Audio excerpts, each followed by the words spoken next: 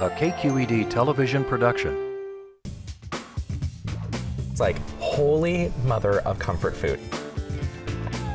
Throw it down, it's noodle crack. You have to be ready for the heart attack on a platter. Okay, I'm the bacon guy, right?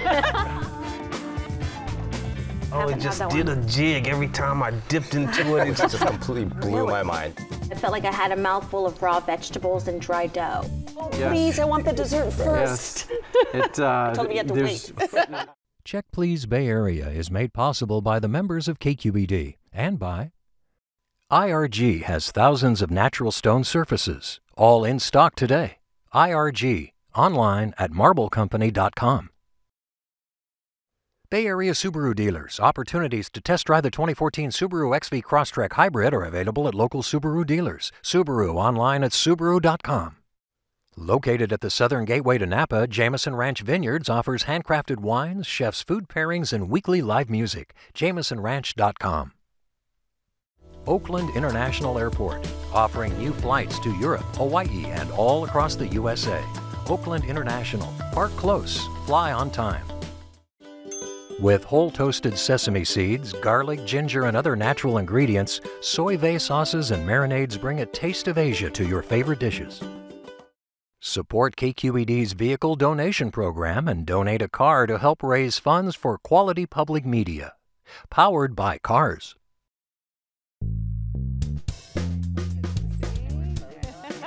Hi, I'm Leslie Sbrocco. Welcome to Check Please Bay Area, the show where regular Bay Area residents review and talk about their favorite restaurants. Now we have 3 guests, and each one recommends one of their favorite spots, and the other 2 go check them out to see what they think. This week, cross-cultural educator and dance teacher Rebecca Cervantes has rhythm and all the moves from hip-hop to hula and salsa to swing. She twirls at the thought of Palestinian flavors dancing on her tongue. And Stanford professor and former picky eater Chris Gerben hails from Detroit, not known for its gastronomy, but he married into the Bay Area food culture and now keeps his nose in a menu instead of a book. And executive assistant Victoria Clinton still covets her Girl Scout badge for cooking. Long splattered with food, it proves her commitment to family recipes, just like her favorite place to eat, where Nona's classic dishes have been served up for the last 35 years. On Maury Avenue in Fremont, it's called Massimo's. I go to many restaurants around the Bay Area and I go out to learn and get new ideas. I've never been satisfied with status quo. I've always wanted to improve the restaurant in any way possible. Hi, my name is Bill Brunetti. I'm the owner of Massimo's restaurant here in Fremont. We are an Italian steakhouse. We have wonderful pasta dishes, beautiful steaks and chops, fresh seafood. We have our specialties that we create tableside, such as our Caesar salad, Cherries Jubilee, our Bananas Foster. We have an extensive wine list and more. My late father opened this restaurant in 1976, and we've been in Fremont, the same location, all 38 years. We named the restaurant after my great-grandfather, Massimo Brunetti. The word Massimo is similar to the English word maximum, which in my opinion means great. So it's our goal here to be great at everything we do. People come back again and again because we treat people like their family. A lot of our customers are now our friends. We've had relationships for years with them. We have staff members that have been here over 25 years. Our food is excellent, our service is excellent as well, and we give them a great experience.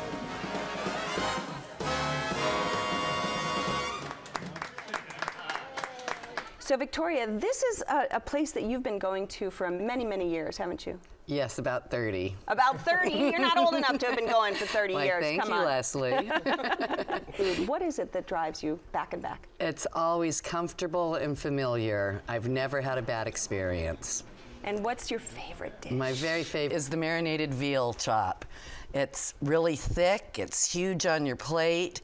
It has a wonderful mushroom sauce on top of it. You cut into it, it's tender, it's succulent, it's juicy. It has garlic mashed potatoes and always fresh vegetables sauteed with a little garlic. You just want to lick your plate. It's delicious. We didn't lick our plates, but it was very close. We actually ended up getting the spaghetti and crab dish because it was crab season when we went. And you would easily pay twice as much for this dish in San Francisco. This was big chunks of crab in about 2 sticks of melted butter over pasta. There's nothing to dislike about that. So that was our main dish for the night. And I grew up in the Midwest. You know, we had these steakhouses and these classic Italian places that everybody would go to, right, for their proms and their weddings and their homecoming. There is no doubt this is a place for groups. When we were there, we had within 10 feet of us 2 groups, and it was groups of 10 to 25 people on a Thursday night, and they were having a blast. We actually felt bad there was only 2 of us there that night. I went with a big group, and we tried tons of dishes. And the star of the evening by far was the Caesar salad, made tableside. Amazing. Tableside, everything, raw ingredients, perfectly balanced flavors. From the anchovy to the egg, perfectly coddled, to just watching him do his work. That was amazing. I had the sea bass saltimbocca. Amazing, delicious. The sea bass was not overpowered by the prosciutto, but it was just perfectly seasoned, perfectly well done, with some vegetables on the side that were perfectly al dente. It was just delicious. I think because the Caesar salad was so amazing, the saltimbocca was also delicious, but that one just it was a standout when you got that. Yeah. And the fettuccine carbonara, that so deliciously cheesy and bacony and just everything you wanted. We ate so much, we were gluttons. A real hearty but not heavy pasta is their signature rigatoni alla Massimo. It's got ground veal and mushrooms, fresh tomatoes, a real light cream sherry sauce, and it's delicious. They give you enough to have 2 meals out of it and just kind of sop up the sauce with your bread. You don't want it to end. It's delicious. And these are recipes, you know, they've been in that space for a long time and have a real tradition. They're consistently the same and always wonderful. Yeah. You know, that's what we noticed when we went there, actually. And you call it traditional, call it old school, call it, you know, menus of yesteryear. When you get chicken parmesan on a menu, or we got chicken piccata, which is on the menu, which is, you know, chicken with the kind of gravy sauce, and then too many capers to count. It really did take me back to special occasions and when I was growing up in the Midwest, where that was the only thing on the menu. So to see it back on a menu in a food area like San Francisco was really nostalgic for me, and I really enjoyed seeing that again. And there's 2 sort of separate areas that you can dine, right? Oh yes, and we had reservations for the dining room, but I added an extra person to our party, so they changed us to the lounge, which I was so happy, because the lounge has this nice fireplace, the lounge has a more lively atmosphere. The lounge was just fun. And what about you, Chris? It was in the middle of a parking lot in a strip mall, so I was actually kind of confused about what kind of place this was. For a variety of reasons, it took us 2 hours to get there from San Francisco. And we actually had our 6-month-old daughter with us, who was in tow, and we showed up and the place was packed on a Thursday night. So they said, do you have reservations? I said, I didn't even think about reservations. And I kind of panicked, because I thought, we drove all this way, what are we gonna do now? Next thing I know, they actually ushered us into kind of a private back room with about 2 or 3 other groups, and we had just almost white glove service throughout the rest of the night. So the fact was that we did drive around the parking lot several times to figure out where was the entrance. We were on the back side of the restaurant, but once we got in, it was like we were transported to a whole different world. I akin it to kind of an island, an oasis in the middle of this Fremont parking lot. You know, desserts. We got to talk desserts. The tableside cooking really is spectacular to see the flames go up and just how wonderful it tastes dripping over your ice cream. My favorite is the tiramisu. Oh. They actually brought the recipe back from Italy. It's the best I've ever had, and they get rave reviews on it, and they're very proud of it. I wanted the cherries jubilee and the bananas foster, but I got overruled. We had to have the bananas foster, which was amazing, with the flames and the cinnamon sparkles, and it's just so. And now I have to go back and have that tiramisu. Yeah, you know, that was the only misfire for us, was the tiramisu, which was fine. It was well suited to the end of the meal. The chocolate sauce tasted a little bit like Hershey's chocolate sauce, which is kind of like a semi-sweet but more kind of like milk chocolate flavor, which was totally fine, but everything else was so decadent and so wonderful that was the only thing where we left off. So we probably didn't need that particular one, but we were so full by that point, it didn't matter. All right, this is your spot, Victoria. Wrap it up for us.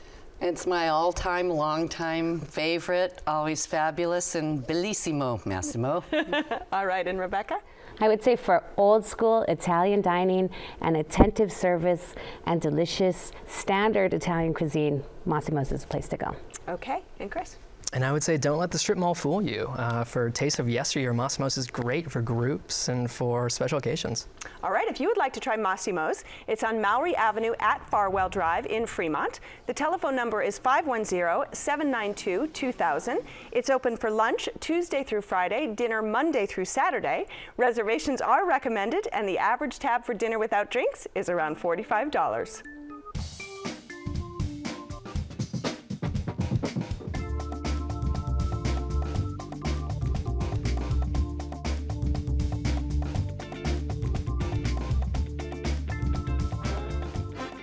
Rebecca's location offers up a taste of the Holy Land in the heart of the Mission. The long, narrow eatery secrets away big, bold Middle Eastern flavors. On Mission in San Francisco, look carefully for Old Jerusalem Restaurant. Back in 2005, my boss brought me a plate of hummus with meat. It was the best thing I ever had. I became a friend with the owner. We decided to go partners. Hi, my name is Hajim Al-Muqdad. I'm a co-owner and the manager of Old Jerusalem Restaurant. We're very known for the hummus we make. The hummus just remind me with the time I used to go with my family to the field to collect chickpeas. Our fresh pita just remind me with my childhood sitting next to my mom baking the bread. Our stuffed falafel you can't find in any other Middle Eastern restaurant. Everything we make here, we make it from scratch. Ingredients have to be halal, which means the animal has to be raised with kindness till its final moment. Our chef, we brought him from back home since we opened, and he's still with us till today. We never changed the menu. It's the same menu since day one. We have a lot of loyal customers. They come from all over Bay Area, from Sacramento, even from Los Angeles. The minute they come in, we like him to feel like he's sitting in the old city of Jerusalem. And you see that by the art and the tasty food.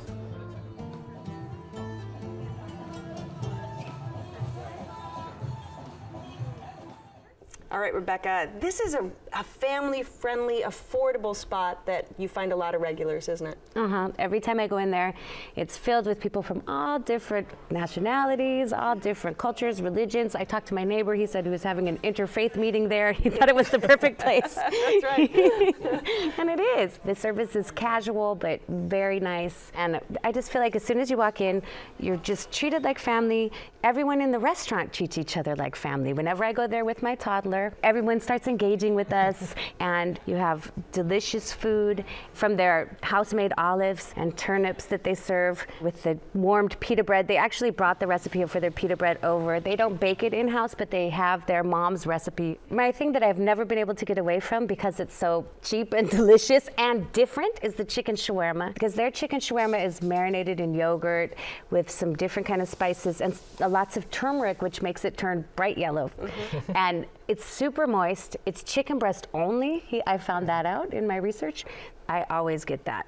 Well, I also always get the falafel, because their falafel also is different because it's shaped like little cigars and it's perfectly crispy on the outside and not greasy and moist on the inside, which at a lot of places you get a lot of dried out falafel. And I branched out this time and tried the stuffed falafel, which has sumac and pine nuts and onion inside. And that's a Palestinian recipe that only they make. So did you have the falafel? Are you a falafel guy? I'm a huge falafel guy. And the thing about falafel is you have to eat it as soon as it comes out. It almost burns your hands, but it's so good as it comes out. For multiple Israeli and Palestinian friends, that this is the most authentic place that they can go to in the Bay Area. The real standout dish for us was the feta with meat, which was kind of like a garlicky, lemony kind of hummus with lamb meat over top. And it was bursting with flavor. I went with a group of 4 guys, and we got 4 different entrees and passed them around. That was the one you always noticed it kind of lingered with each guy for a little bit too long, and you had to steal it back.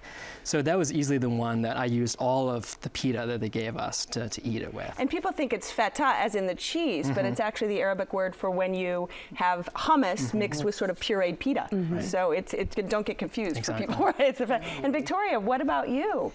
Did you enjoy your visit to Old Jerusalem? I did. It was very welcoming. A lot of family activity, kids playing, like you said, Rebecca. I loved the olives and the turnips when we sat down with the warm pita bread. It's like, I didn't order this. This is good. They were very attentive. The service was nice. but they missed the mark. They forgot my falafel. Oh. no. And I got the lamb and beef shawarma. Shawarma? And I think it might have been better at lunchtime. And it came 10 minutes before my boyfriend's food. He got the chicken shish kebab. It was juicy, it was delicious, it was a lot of chicken. The hummus was a little underwhelming. Are they missing the mark with the hummus? I think the hummus is great. Yeah. I love their hummus. I actually went with one of my best friends who was Persian who thought it was okay. Yeah. So I thought it was wonderful, but maybe I don't have the quite palate for it because he thought it was just kind of so-so for the Bay Area. And what about desserts? They have kunafa, which I don't know if you guys got to try the kunafa. I saw it. And it was interesting. It is very interesting, and I thought maybe it's not for everyone, but it is cheese with orange blossom syrup on it. That orangishness tastes almost like tomato, almost tastes like a pizza in a way, which wasn't what we were used to. And actually even a little orange food coloring that makes it bright orange. Right. And it's phyllo dough that's ground up and fried in butter that's put on top of it. Oh, a little cardamom too. And I feel like a little cardamom at the end of your meal is so good to help you digest. And it takes days to make. Yeah. It takes days. And they're the only place that make it in-house in the Bay Area. I love it. And does your son love it? My son was just chowing it down. He couldn't stop eating it. And I was the same, actually. I was so full at the end of the meal, and once again, I'm like, wow, let's just one more bite. And then we also had a house specialty, which apparently they took away and then brought back. And it was custard wrapped in phyllo dough. Really flavored with rose water, which was so overwhelming that if you like rose water and used to rose water, I'm sure it's wonderful. Which is very traditionally Middle Eastern. Very traditional, exactly. And there was nothing wrong with it whatsoever, but it was very overwhelming for that stage of the meal. And they also have a baklava, which they have throughout the day, which we had, which was, again, very traditional, very good. Chris, talk about affordability and portion size. Oh, this place is beyond affordable. We went there, like I said, I was there with a group of 4 guys and his infant son. We ate as much as we could. We got all 3 of the desserts, and we still got off for about $20 to $22 a head. So we went back full, happy. All right, this is your spot. Give us a quick wrap up. I would say for authentic, affordable food in a family-friendly atmosphere, you can't beat it. Okay, and Victoria? It was family friendly and the service was very kind. Okay, and Chris? And I agree with you. If you're looking for authentic, casual Mediterranean food and you're in the area, absolutely give it a try. Okay, if you would like to try Old Jerusalem Restaurant, it's on Mission between 25th and 26th in San Francisco. The telephone number is 415-642-5958. It's open for lunch and dinner Tuesday through Sunday. Reservations are accepted, and the average tab for dinner without drinks is around $15. Meat, Malbec, tango. Could there be 3 better words than those? Not when talking about amazing Argentina. One of the world's largest countries with a 400-year-old wine history, it has a diverse range of wines to enjoy. Protected by the towering Andes Mountains from the Pacific Ocean weather, Argentina's wine-growing regions are primarily high and dry. Salta in the north, for example, has vineyards perched at more than 9,000 feet above sea level. This is where an aromatic white named Torrontés shines. With floral aromas and juicy flavors, it's a wine to complement spicy fare beautifully. But it's Malbec from Mendoza that's made Argentina a worldwide phenomenon. Mendoza is home to about 80% of the country's wine production, and this vast area kissing the Andes offers supple, vibrant Malbecs that are the perfect answer to a big old steak. Now all I need is to tango.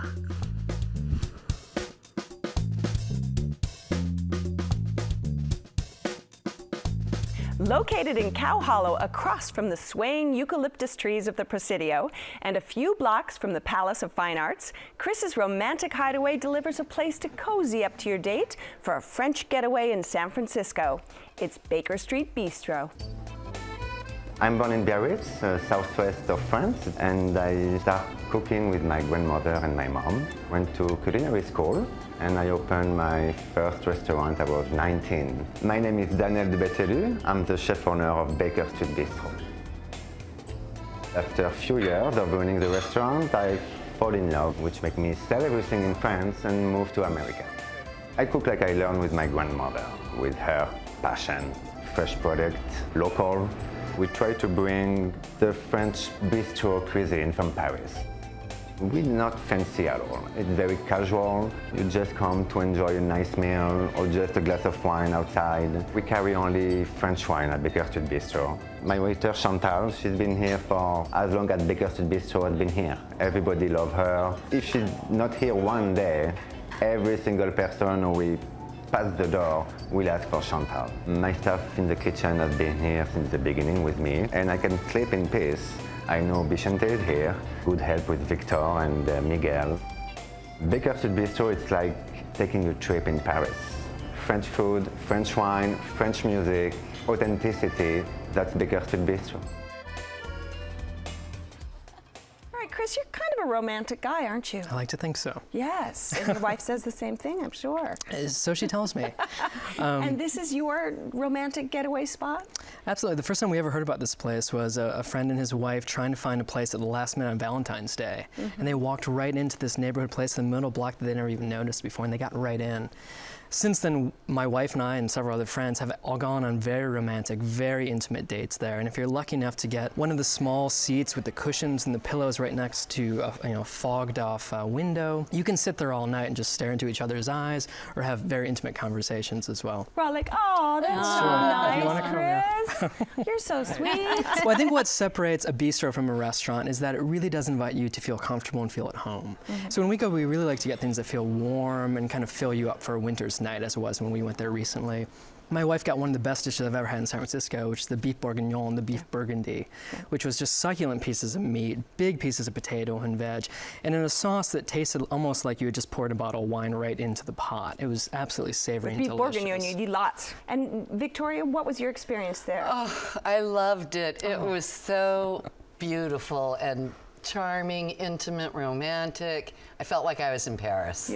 The warm food, the ambiance, it was more than I imagined. I can't wait to go back. What was your favorite dish? I had the cassoulet Toulouse, a duck confit, the sausage, the beans, the bacon. We started with 3 baguettes of bread because the bread was so good. The French onion soup, to die for, layers of flavor that you just felt all through your body as you sipped it. Oh, I didn't want that to end.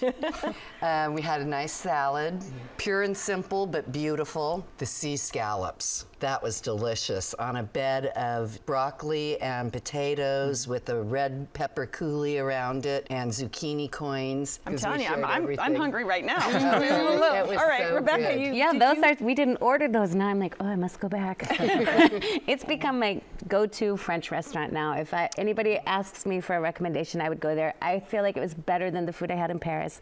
It was amazing. The owner waited on us. I don't know if he does that all the time, but we had ordered oysters. They were out of oysters, so he brought us escargot, which is a risky kind of endeavor. I'm not necessarily an escargot fan. This changed my mind completely. It had a little anise liqueur in it. It was served in a little ceramic ramekin sort of thing, and I just kept sopping up the buttery parsley. Listen, you can eat snails, you can eat anything once it's in butter and garlic. And the escargot themselves were completely tender, delicious.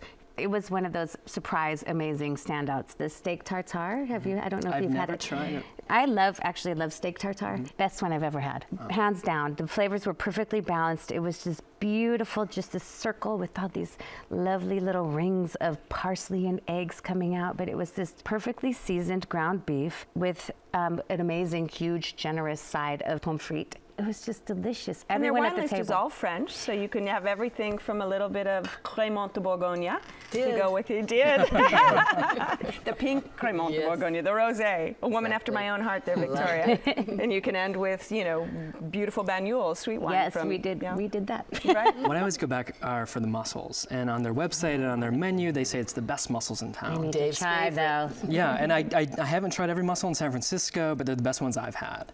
And not only are they good, but they give you dozens upon dozens, a bowl that you have to pass around. And when you have the frite with enough juice to kind of dip the frite into, that's pretty much all you need for a perfect night. And they have a prefix menu, don't they? They do, and I think it's a hidden gem not only in the restaurant, but the entire city. It comes with a house soup, entree, which they decide for you, and then also a side salad, some veg, and also a dessert. The prefix when we went there was actually a pureed lentil soup, which was delicious and very warming, very salty, just very delicious for the evening. And then a pork chop, which was grilled on the grill and so had perfect sear to it, succulent when you tied into it, and then served on kind of a bed of smashed potatoes or mashed potatoes that were just very decadent, delicious, with the side salad with the perfect bistro vinaigrette. Perfect end to a night. Let's talk dessert. Let's talk dessert. So we had the creme brulee, which was Also perfectly executed, delicious, a deliciously crusty crust, and a very smooth and rich interior. That creme brulee was definitely a standout too. I had the strawberries, which were served warm in a balsamic glaze with cracked black pepper. Melting the ice cream, the vanilla bean ice cream below. It was so delicious, I could have swam in it. We also had the pear tart, another standout, and the mousse de chocolat. Also amazing. All right, now let's talk a little bit about service. Impeccable. I thought she was great, and the whole staff, you could see them cooking, you could smell everything. It was great service. All right, this is your spot, Chris. Wrap it up for us. If you want to escape the San Francisco restaurant scene but don't want to leave the city, then Baker Street Bistro is the perfect getaway. All right, and Victoria? I loved every minute. I can't wait to go back. And Rebecca? A hidden gem and now my go-to French restaurant in San Francisco. All right, if you would like to try Baker Street Bistro, it's on Baker Street at Lombard in San Francisco. The telephone number is 415-931-1475. It's open for lunch and dinner Tuesday through Sunday with brunch on the weekends. Reservations are recommended, and the average tab for dinner without drinks is around $45. I want to thank my guests on this week's show, Victoria Clinton, who raves about Massimo's traditional Italian recipes in Fremont, and Rebecca Cervantes with the Middle Eastern flavors at Old Jerusalem restaurant in San Francisco, and finally the romantic Chris Gerben with his quaint French spot at Baker Street Bistro in San Francisco. We really want to hear your thoughts about today's show and your experiences at any of the restaurants we've been talking about. So go to our website at kqed.org/checkplease, where you'll find a lot more information and details on all the restaurants featured. You can watch a segment or download a whole show. And don't forget, you can stay in touch with us via Facebook and Twitter, where you'll find exclusive behind-the-scenes clips, pics, and notes from me, including information on the wines we're drinking and enjoying today. So join us next time when 3 new guests will recommend their favorite spots right here on Check Please Bay Area. I'm Leslie Sbrocco, and I'll see you then. Cheers. Cheers. This show is available on demand and online. To watch an episode, find restaurant information, or to apply to be on the show, go to our website at kqed.org/checkplease. You'll also find us on Facebook and Twitter. Check Please Bay Area is made possible by the members of KQED and by IRG has thousands of natural stone surfaces, all in stock today. IRG, online at marblecompany.com. Bay Area Subaru dealers. Opportunities to test drive the 2014 Subaru XV Crosstrek Hybrid are available at local Subaru dealers. Subaru, online at subaru.com. Just 45 minutes from the Bay Bridge, Jamison Ranch Vineyards offers handcrafted wines, chef's food pairings, and weekly live music. JamisonRanch.com. Oakland International Airport, offering new flights to Europe, Hawaii, and all across the USA. Oakland International. Park close, fly on time. With whole toasted sesame seeds, garlic, ginger, and other natural ingredients, soy vey sauces and marinades bring a taste of Asia to your favorite dishes. Support KQED's vehicle donation program and donate a car to help raise funds for quality public media. Powered by Cars.